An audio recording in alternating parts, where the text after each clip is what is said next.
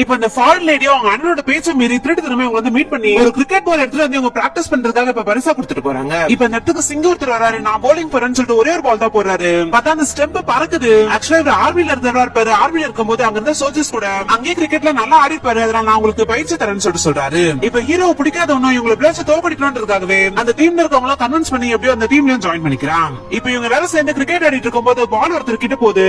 அவர் அந்த ஊர்லயே கீழ் ஜாதின்னு சொல்லிட்டு ஒதுக்கி வச்சிருப்பாங்க. அவருக்கு ஒரு கை சரியா வராது. இப்ப அவர்கிட்ட வந்த பால சரியில்லாத கையாலே தூக்கி போடுறாரு. பார்த்தா அந்த பால் பயங்கரமா ஸ்பின் ஆகி போறத பாக்குற நம்ம ஹீரோவும் நீ சூப்பரா போலிங் போற அந்த டீம்ல ஜாயின் பண்ணிக்க பான்னு சொல்லிட்டு கூப்பிடுறாரு. ஆனா அந்த ஊர் மக்கள் யாருமே இதுக்கு ஒத்துக்க மாட்டாங்க. தீண்டத காதல்னு சொல்லிட்டு சொல்றாங்க. இதனால கோச்சுக்கிட்டு சில பேர் டீமை விட்டே போறத பாக்குற நம்ம ஹீரோவும் நம்ம கிராமத்துல இருக்க ஒருத்தனே தீண்டத காதல்னு சொல்லிட்டு ஒதுக்கி வைக்கிறீங்க. வெளிநாட்டுல இருந்து வந்து வெள்ளக்காரங்களும் நம்மள தீண்டத காதல்னு சொல்லிட்டு ஒதுக்கி வைக்கிறது அப்ப கரெக்ட் தான் சொல்லிட்டு சொல்றாரு. முதல்ல நம்மளோட மைண்ட் செட் மாறாதா மத்தவங்க திருத்த முடியும்னு சொல்லிட்டு எல்லாருமே புரிய வைக்கிறாரு. இதனால அவங்களும் சரி ஓகேன்னு சொல்லி ஒத்துக்கிறாங்க.